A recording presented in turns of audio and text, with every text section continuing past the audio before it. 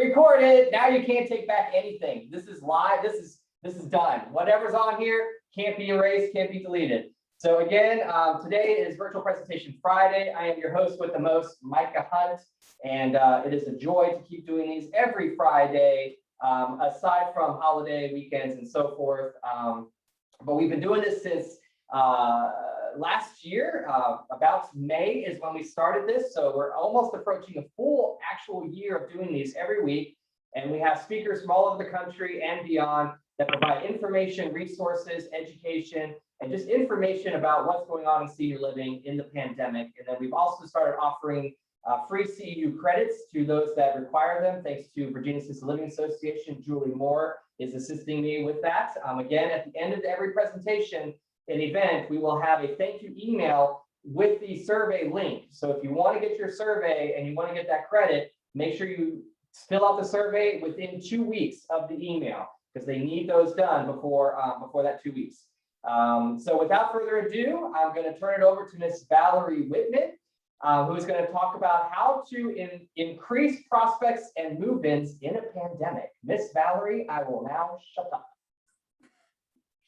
Thank you, Micah. Welcome, everyone. I'm just listening to Micah thinking, I wish I had just a fraction of the energy that he brings. So thank you. Happy Friday, everybody. So let me go ahead and share my screen and tell you a little bit more about me and who Leading Response is. So just to give you an idea of what we'll be talking about today, prospect survey data, which is great information to have. We're actually gearing up to do our next survey with the same consumer segment, the adult children and potential residents. And then also how you can use this data with current challenges and how your peers have been using it really for the last year. And we also have some very recent Q1 data. We'll go through some strategies, review a case study, and then also some specific webinar conversion data, because that's definitely something that we've seen working really well in the last year. And we don't anticipate it to go away, even though the in-person marketing events are coming back. Which is great to see, because now the consumer just has this expectation that you're going to offer them multiple ways to interact with your brand. And of course, one of those being virtual. So again, we'll talk a little bit about that as well. Who we are. So Leading Response is a client acquisition firm that is focused on the 55+ audience. We're based out of Dallas and Tampa, and we have been in business for over 25 years and have over 3,300 clients. In the senior living space, as well as elective medical, healthcare, also in legal, so estate planners, elder law attorneys, and financial verticals. So we work a lot with financial advisors and wealth managers. You can see here that we've done over 1 million seminars nationwide. Pre-COVID, we were marketing for our clients 3,000 in-person events every month nationwide, which of course we quickly pivoted over to virtual options, and we'll show some data on that as well. And then we have a very deep database of 22 million pre-retirees, retirees that we're constantly gaining information from in terms of consumer behavior data that we then apply to our campaigns for our clients.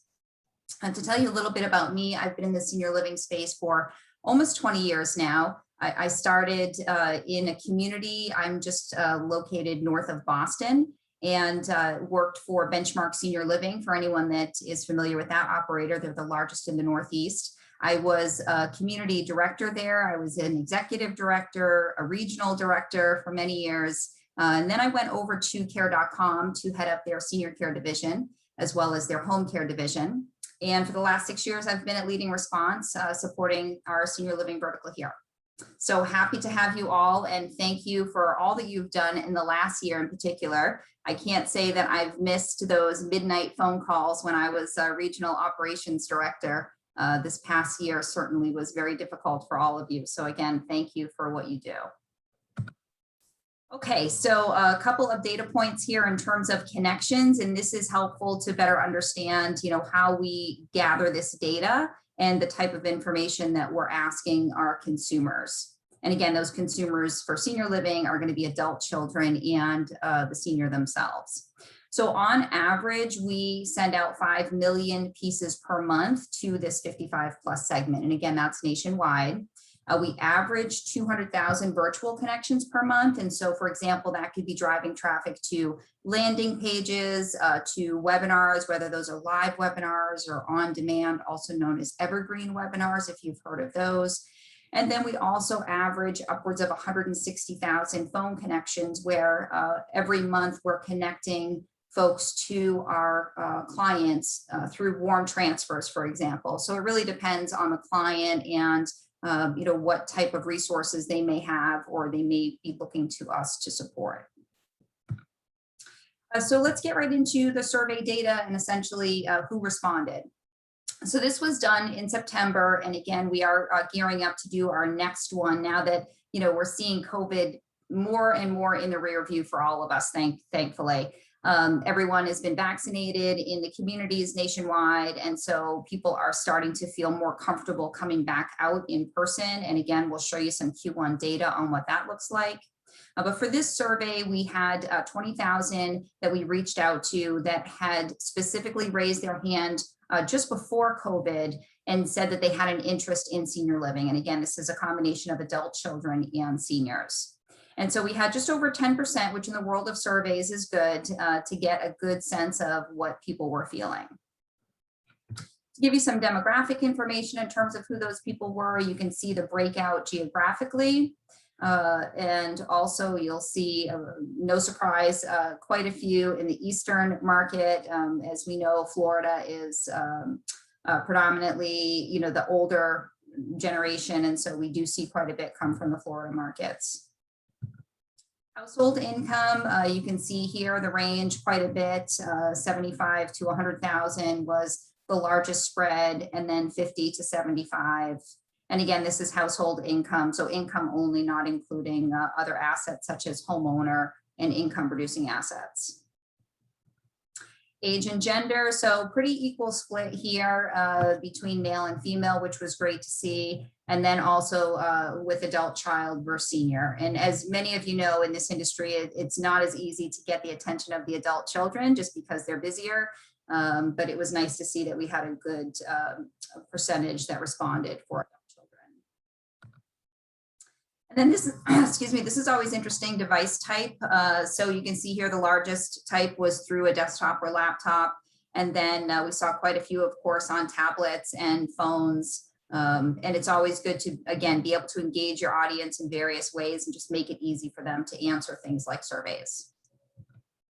Okay, so let's talk about the survey results. And again, this is just the highlights. We have much more data than this, but what we incorporated in today's presentation are not only the highlights, but a few anecdotal comments, because fortunately, these survey responders did provide a lot of information to us in terms of just kind of open text box, right? And that's where you get great information in these surveys, is to just let people tell you exactly what they're thinking. So what I will say is get ready for those quotes. All right, so we asked the question is, are you considering a move to senior living for you or a loved one? I'm sorry, reconsidering a move to senior living for yourself or a loved one due to COVID. And you can see, thankfully, the lion's share of responders said no. They were not reconsidering a move. And so I think even though, and we did a lot of presentations in the last year since COVID hit last March, even though there was so much negative publicity about long-term care communities having, such a high number of fatalities and cases of COVID, that people understand that that happens with seniors. That for us in senior living is a terrible flu season, right? Where the state comes in and says, okay, you can't move anybody in until you clear up X number of flu cases. And so, of course, not to compare a typical flu season to COVID in any way, but it's one of those things where, it wasn't that big of a surprise that there were so many people in long-term care communities that were testing positive and getting sick. And so thankfully, the perception of adult children and seniors has not drastically changed, where people are saying, absolutely not, we're not going to move in. And you'll see in some of the coming slides some additional data that supports that as well. So here's some anecdotal data that we pulled from these comments. Some people said they felt it was too dangerous. They were afraid for their loved ones. They no longer felt them safe. That COVID-19 did change their mind. And then it was good to see, you know, that they felt some did a good job and others didn't. And again, this is all perception, right? So it's our job in the senior living industry to make sure we educate people, and we'll talk a little bit more about that as well. And then interesting to hear some staffing comments, and that they felt that they were safer in their own homes.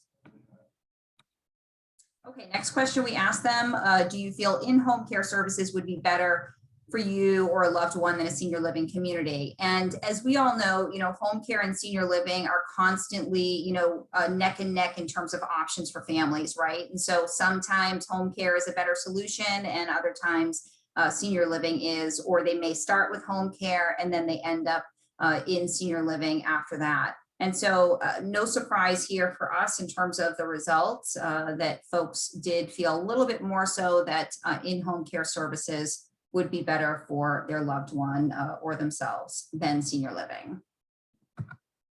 And again, some anecdotal comments regarding that question. And again, nothing here that jumps out to us that is different or concerning. Again, everyone has a difference in preference in what they prefer for when they age or for an aging loved one. More independence at home. That was an interesting one to hear, as well as the last quote here, where some folks talked about how in-home care lets you decide when and where in terms of, you know, bathing, dressing, medication management, that type of thing. And so one of the things, of course, we want to make sure that we're educating families on is that, you know, they do still have flexibility when they move to senior living. It's not like if mom always had her shower in the evening that now she has to have it in the morning. So again, it's all consumer perception that we want to make sure that we're educating so that they have the facts to then make the best decision for their family. Okay, so greatest challenges during COVID. This was very interesting for us to see. And again, for me coming from the industry, very difficult to see, for example, groceries at a rate of 30% that folks felt they were challenged to even get groceries in their home so that they could make sure they had something to eat that night. And so for many of us, you know, we saw staff struggle to be able to come into the communities and work at the same time that they were trying to care for their loved ones at home. Of course, kids were home from school. And there are these great delivery services. I know I started doing my grocery deliveries when COVID hit last year because we were so busy at LeadingResponse trying to support our clients. I have 3 children who were home. 1 is disabled. It was just, you know, crazy times for everybody. But what is interesting is this demographic didn't necessarily have or feel comfortable using those types of, you know, delivery services that you just click on your app on your phone and then your food shows up, you know, later that day. So it was very challenging for us to read some of the notes where people were just frightened because they felt like they didn't know where they were going to get their next meal. They maybe didn't have any local family or any family at all, didn't know what resources were out there. And of course, the resources that are out there were doing the best that they could to help support their local communities. Another area that we saw, of course, dementia care at a rate of 17%, and you'll see in some of the anecdotal comments in the coming slides as well, that folks were moving loved ones into senior living because they couldn't keep them safe at home, because it was just too challenging with everything else going on. So that was not much of a surprise to us, but 17% is a little higher than we would have anticipated. Isolation, again, not much of a surprise to us, and probably not to many of you, since isolation is a very real challenge even outside of COVID. But again, a lot of the responses we saw from folks, both adult children and seniors, you could tell in the comments that there was quite a bit of fear about being isolated and when is this going to end. And, you know, I think we can all relate to that regardless of what generation we fall in. Okay, next question. Do you feel you have a good understanding of the costs and services available in senior living, such as veteran benefits and long-term care insurance? So, you know, this is always an interesting question for us to ask consumers because, again, we know that there's a lot of misperceptions out there. Of course, as the industry continues to evolve, people know more and more about the industry. They've been to a community in the past. They have a good understanding and a better understanding of the different services offered. But interestingly enough, there are still about 35% of people that don't feel they really have a true understanding of how to cover the cost of senior living, what's available to them in the way of benefits such as veterans, aid and attendance, or long-term care insurance, or even just navigating how do people cover the cost of senior living. And those are things that we work with our clients on all the time in terms of topics for their events, because there are still many consumers out there that just need that education and that guidance of how do we cover the cost of senior living. Okay, so strategies to incorporate now. And again, that's the summary data for the survey. And then we're going to talk a little bit more about data-driven strategies that we've seen work in the last year. And at the very end, we'll have a couple of quotes from the survey that are good takeaways for us. Okay, so poll question 1, Micah, if you could ask the audience, have you hosted or scheduled any in-person marketing events for this year?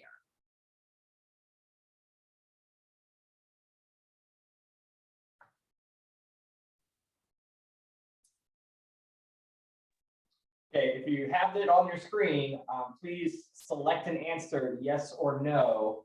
And we are, there we go. Keep going, a few more. It'd be great to have 75%. I mean, it'd be amazing if you have 100. So if you have it on your screen, please select an answer, yes or no. We are about 68% of people that have. So if you're not sharing your screen, look at the screen and check a answer yes or no for the question, please. I'm gonna give it like 10 more seconds. Again, we're throwing a poll. You should have it on your screen. Please select yes or no. All right, I'm going to end it now. And I'm going to share results. Interesting. Okay, great to see. Thank you, everyone, for participating in that. So I'm going to show you some data, and kudos to those that have either already done some in-person events in the first few months of this year or have it on their marketing plan to at some point this year. So there's definitely some good news to share that we have seen in Q1, and we'll talk a little bit more about that in a moment.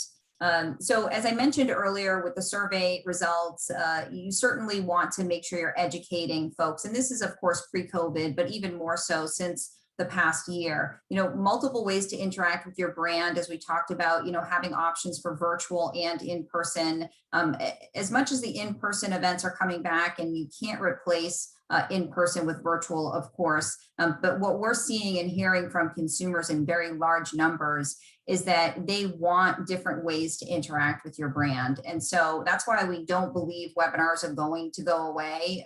We'll actually share some data that shows people really like to engage with your brand and your content when they want to, not necessarily, a Tuesday evening at 6 p.m. for a dinner or a happy hour at the community or even at an offsite neutral location.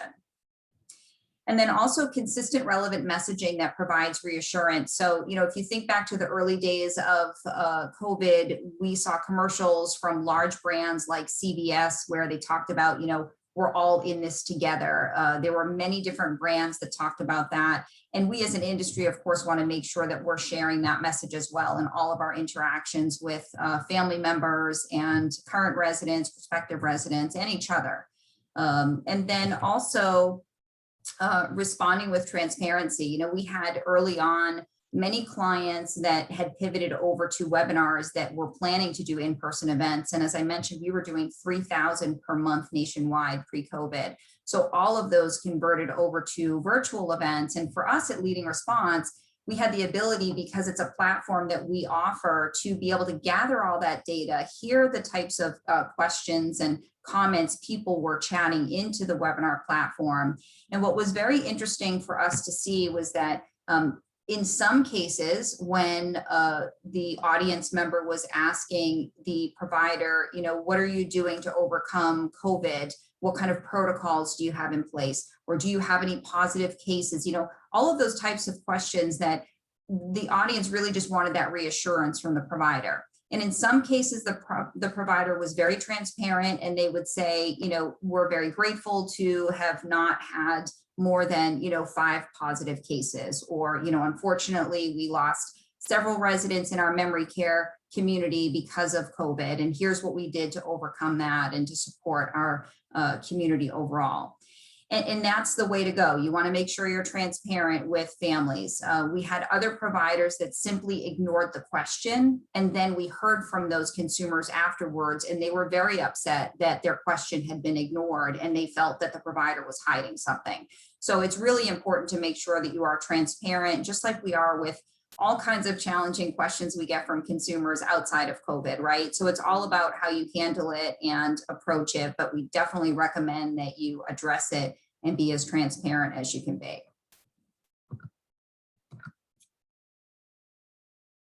Okay, so some of the strongest calls to action that we see are, again, educational webinars, virtual one-on-one appointments, and then website traffic, behavior-based retargeting. And so we're going to talk a little bit more about these areas. For educational webinars, live and on demand, we're going to show you some data on those. And for those of you that aren't clear in terms of on demand, or what is also known as evergreen, that's essentially when you pre-record your webinar, but it still plays live for your audience, meaning that you can still engage with them with poll questions, with offers for them to take next steps, such as scheduling a tour or a phone appointment or virtual tour, as well as also being able to chat in any questions. And those go directly to the provider's cell phone number behind the scenes, and it comes in as a text. So that sales director at the community can respond back to a question that an audience member might be watching during an on-demand webinar. And essentially, on-demand is no different than it is Netflix. For any of us that just want to watch a show when we want to watch it, it's the same thing with an on-demand webinar. Engaging poll questions in real-time next steps. So again, that's critical for your audience because you want them to feel like you're not just talking at them, but you're engaging them, and you want their feedback, and you want them to be able to take next steps. And then sharing content with other family members and decision makers. This was something that, just organically came out of having these webinars, because in the past, if you had in-person marketing events, that adult child that maybe doesn't live close by or is simply too busy to attend an event never gets to hear your message or come to the community or meet you in person.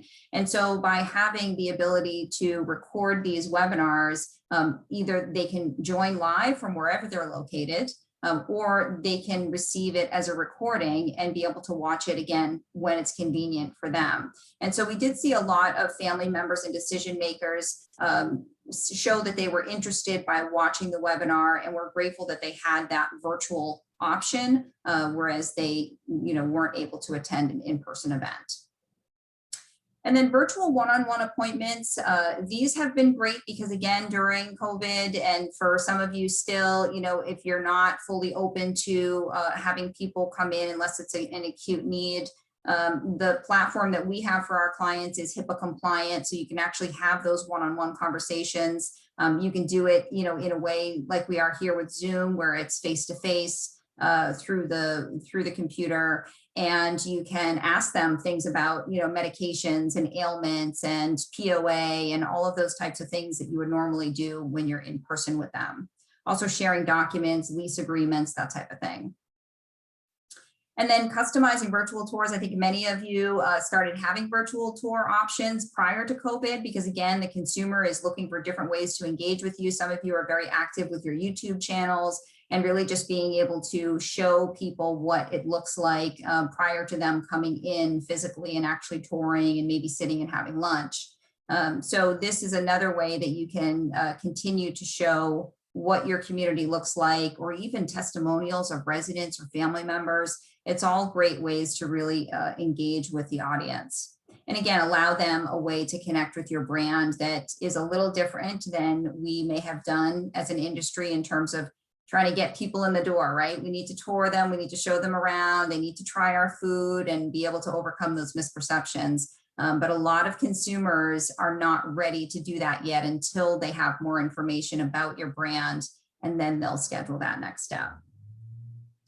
And then website traffic behavior-based retargeting, we'll talk a little bit more about this. This is a program that we have at LeadingResponse that is proprietary software. So it's a little different than what you might be thinking of in terms of retargeting. We'll go through that in greater detail in just a few minutes.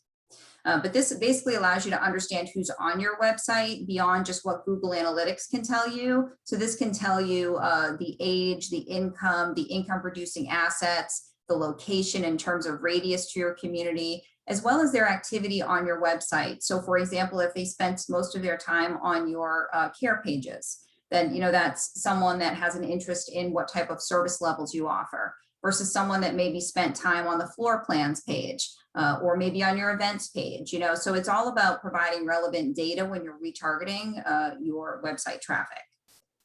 And this retargeting is done direct mail versus digital, because we're all very familiar with retargeting digitally. We all see ads in our news feed on the right rail of our browser when we're searching or when we're checking email. But because this audience still responds very well to direct mail, it's a way to essentially take your website traffic that has not filled out a contact form. So they've essentially left your website without taking action, and so you never get to know who they are. So this then retargets them via direct mail so that they can get a better sense of, okay, this is the brand. I recognize it. I was just on their website a few days ago.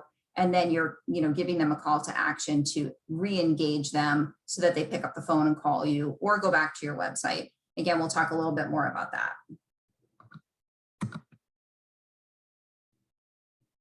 Okay, so hybrid solutions.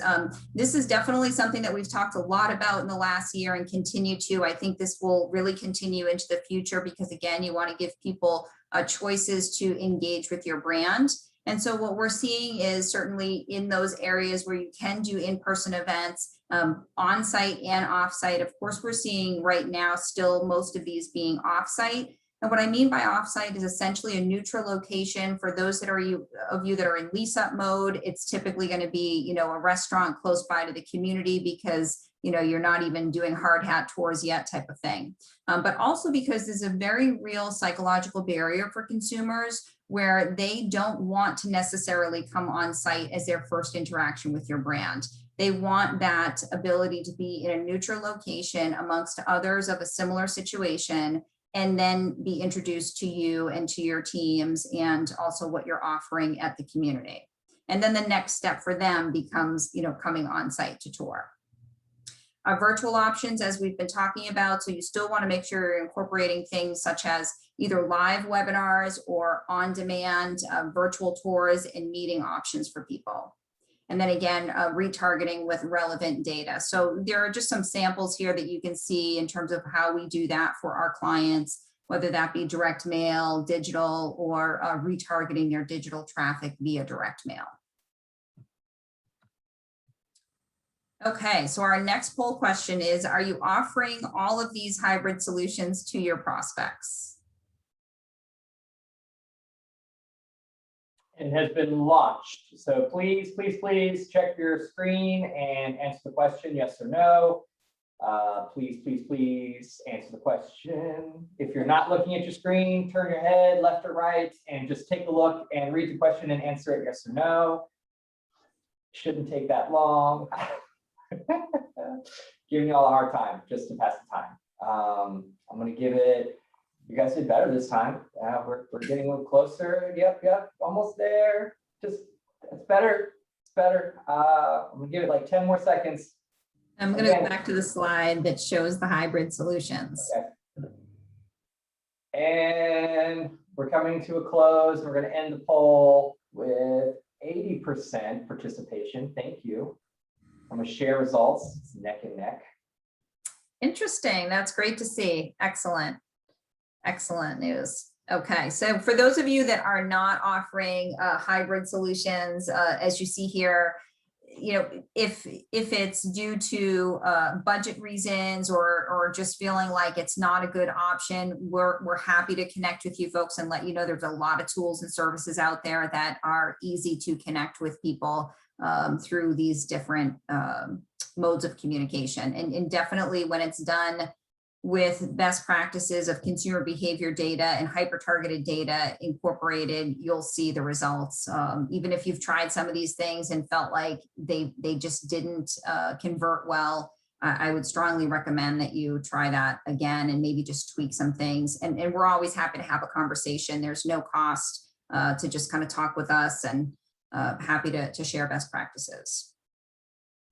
Okay, so response rates for in-person events, and this is Q1 data. So we're going to talk a little bit about what we've been seeing in the last few months. And again, not every state is open to in-person events, but we have seen since really late November, early December, particularly in some of the southeastern states that opened up early, some really good response rates. And we've been hosting hundreds and hundreds of in-person events since the beginning of the year. And again, all to that 55+ audience. So here are the data points that we're seeing for average response rates. And again, this is for in-person marketing events. So average in-person event response we're seeing is 0.65%. And so just to put this in perspective, pre-COVID, we were seeing an average 2.3% response rate. So we're certainly not back to where we were pre-COVID in terms of people responding to invitations via direct mail.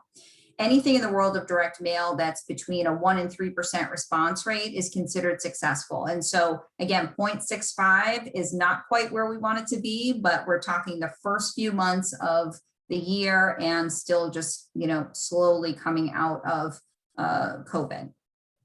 And what that equates to in terms of the average number of RSVPs for in-person events is 59. So just to put that number in perspective, although that 0.65% is less than we like to see for response rates for direct mail in particular, it does equate to 59 people. Now, some of you might be thinking 59 people, how can you even have that in one room given the quarantine capacity guidelines? And so typically this is over the course of 2 in-person event dates because consumers like options. So if you're sending out invitations and you only have one date, you want to make sure you incorporate 2 dates because you're definitely missing people that see your information and they have an interest, but they maybe have a scheduling conflict with that one date. So when you offer 2 dates, you will definitely have a higher response rate. More work for the team, of course, to do 2 events than 1, but you will definitely see the ROI more so than you would only offering 1 date. And then also average cost per lead is at $137. And again, that is for just Q1. What we had seen pre-COVID was about $122 to $125. So not much more in terms of your average cost per lead. And just to put this in perspective, $137 cost per lead is against an industry average of about $400. So still less than what you would be paying cost per lead for some of you that have access to that data, especially with any referral sources that you might be working with that are on a cost per acquisition or cost per move-in type of model. That certainly drives up the cost per lead. Okay, so now we want to talk a little bit about the on-demand education option, and that is again for webinars. So what we saw and continue to see is that when you have the option of webinars that are essentially promoted on demand, so it lets people choose when they want to watch them, when it's convenient for them. And again, it's still interactive, so they can still engage with you and answer poll questions, take next steps, and chat in any questions or comments. They can also download handouts, which is great for, again, folks that can't do in-person events yet, but also for those consumers that want this data, but they want to do it in a virtual way. So let's look at some of the results that we've seen for on-demand. The goal with this, of course, is that virtual engagement to introduce your brand and yourself, as well as educate and interact. For the consumer, it's also very much about convenience. And so what we do for our clients with these webinars would be, of course, a very hyper-targeted approach, looking at familial connections, ailment data, going beyond what we would call basic demographics of age, income, and proximity to community.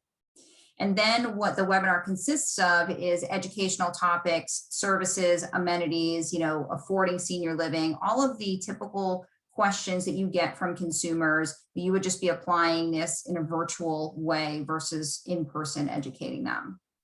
And so what we see here is on average, 71% are attending an on-demand webinar. And again, it's because you're allowing them to watch it when it's convenient for them and when they're in a space in their mind that they're ready to, absorb this information.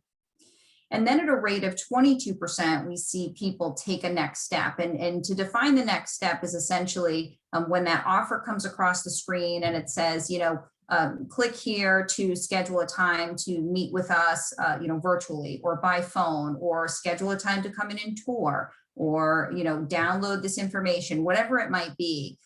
They can, in real time, while they're watching the webinar, click on that. It opens in another browser. They can actually see the calendar of your community sales director, if that's what the offer is. They can schedule that next step to be able to talk more one-on-one with a team member, or schedule a tour, a virtual tour, whatever it is that you're able to offer them at that time. So it really does allow people to engage, and again, in a way that is convenient for them. So we're going to go on to the third poll question here. Do you know the demographic data of your site visitors?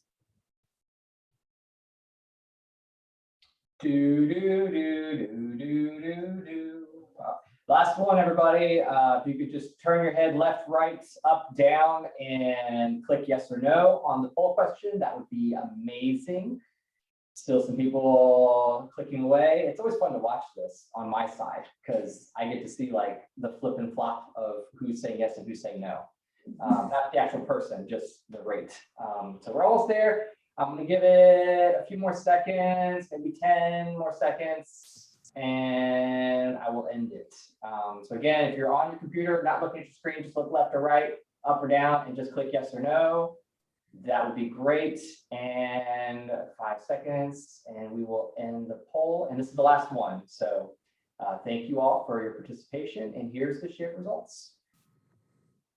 Interesting. This is great. Okay, so we're going to talk a little bit more about what this means, right? So we know from Google Analytics, you get a certain amount of demographic data of your site visitors, but we'll talk a little bit more about what we mean by that.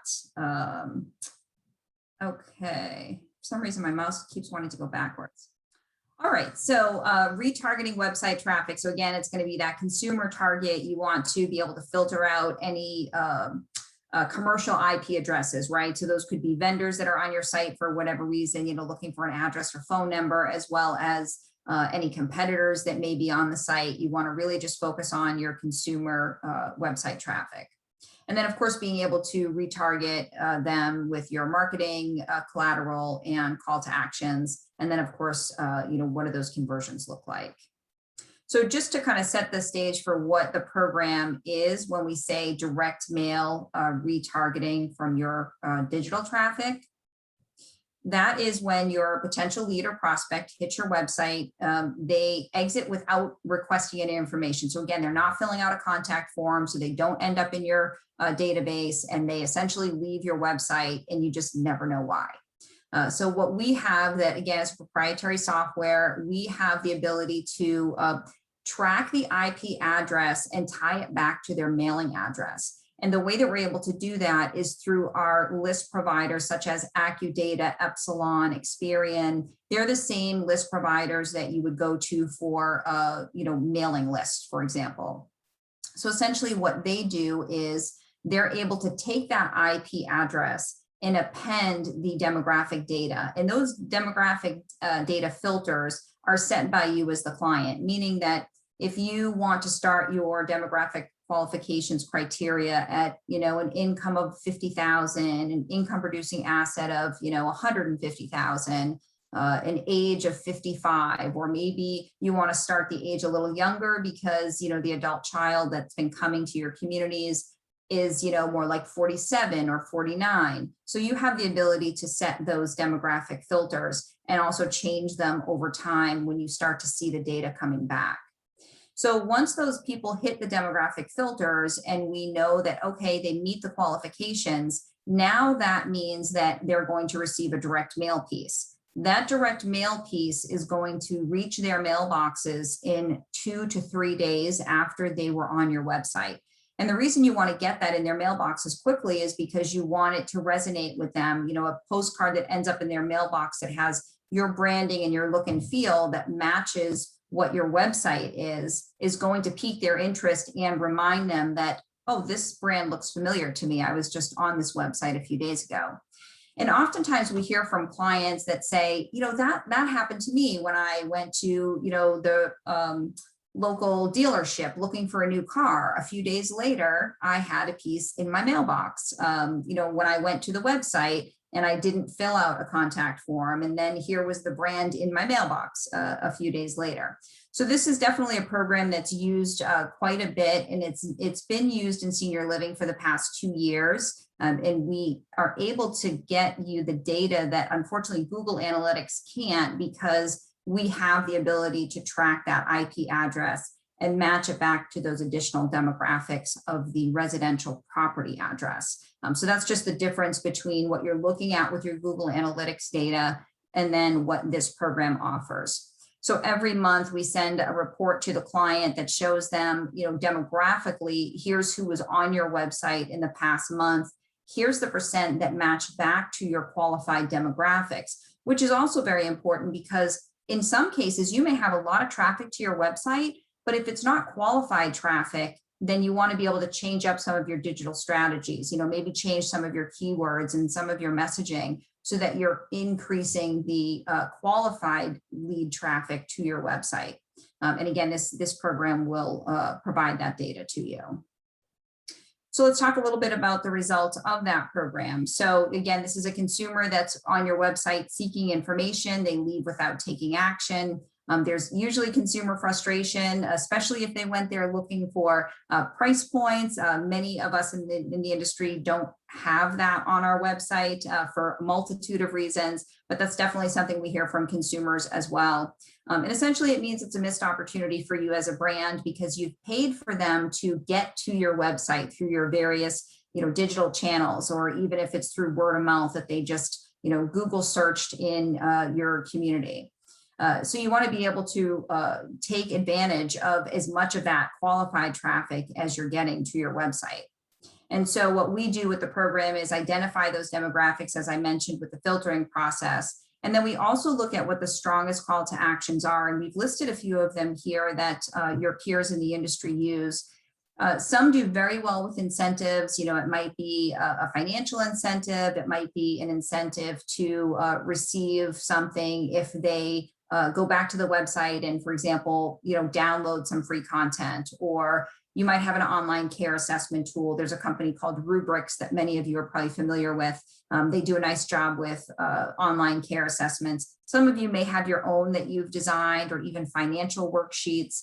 The goal is to get these people to re-engage with you because they were already on your website once seeking information and left because they either didn't find what they were looking for, or maybe the timing wasn't right, or for whatever reason, they left your site.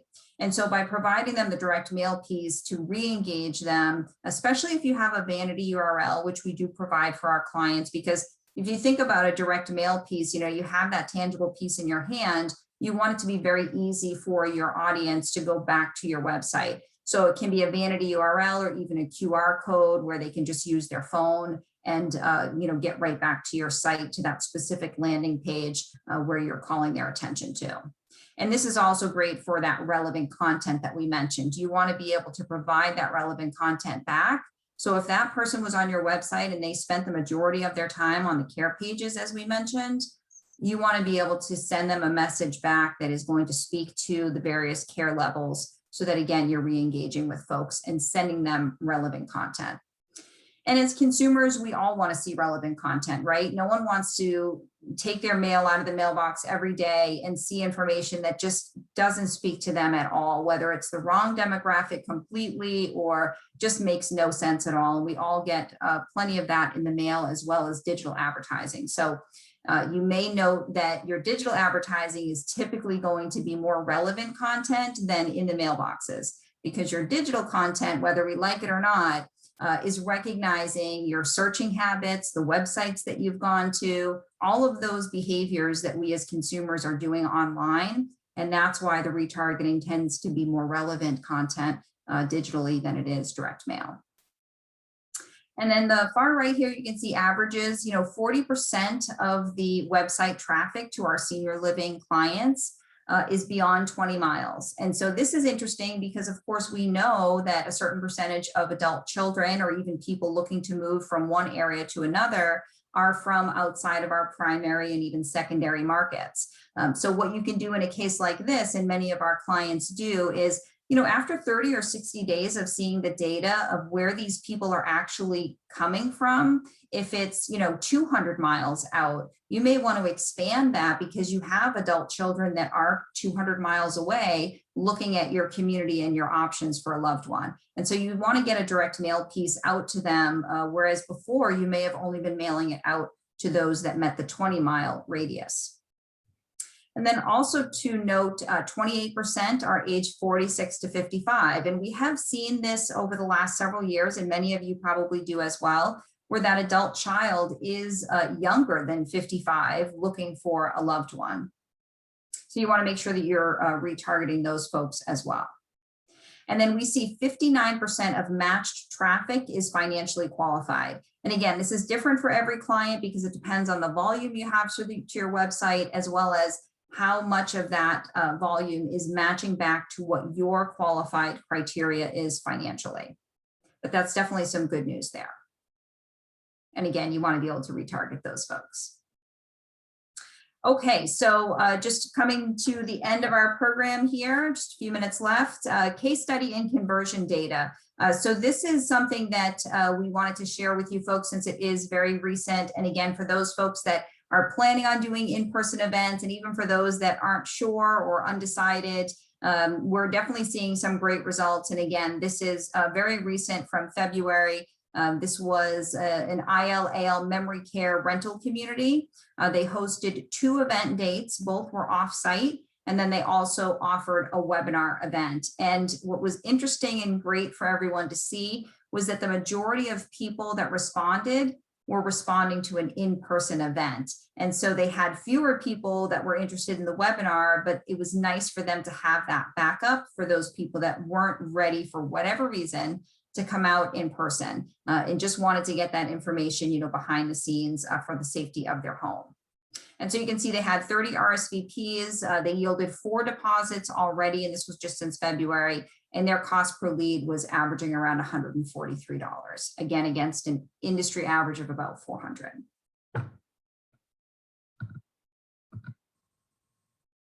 Okay, so last couple of quotes, and then we'll open it up for Q&A. So this again was from the survey information. A few folks, you can read this, these different quotes here. But one of the things that I found very interesting is this last quote here that says, "I would rather get COVID and have activities and visitors than live a lonely life." And so this ties back to that pie chart that you may recall where you saw isolation was a very real concern for many people. And again, outside of COVID, that has always been a challenge in our industry for seniors. And it's just very interesting to see some of these quotes where they would rather get COVID than be home alone and living a lonely life. Okay, so why don't we open it up for any questions? Micah, do you want to just, I don't know if you've seen any come through already, but we've got a couple of minutes if we want to answer a few questions. Yeah, I haven't had any come in through the chat, but if you don't mind just not sharing your screen, and I will share that with everybody in my thank you email following this call. Does anybody have any questions for the lovely Miss Valerie, who shared a wonderful and enlightening presentation? I mean, that was impressive.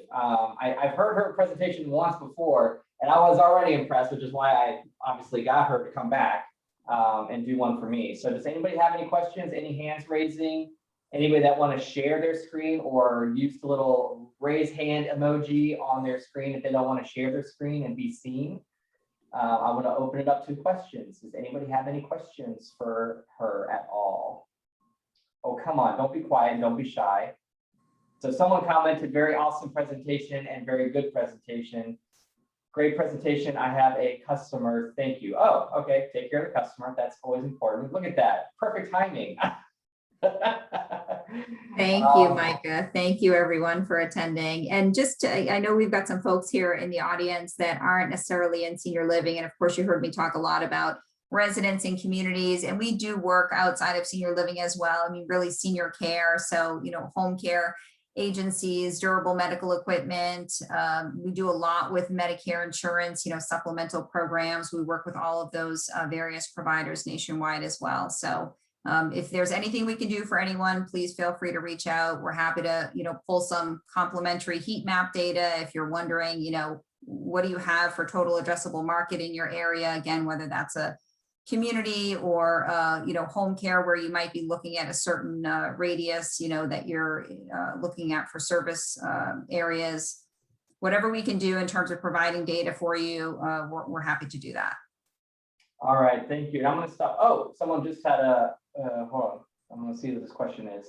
How would you handle a customer if they were to reach out to you about the direct mail if it was something they did not want to receive after visiting a site? Great question. So essentially they would be removed and added to the do not contact list.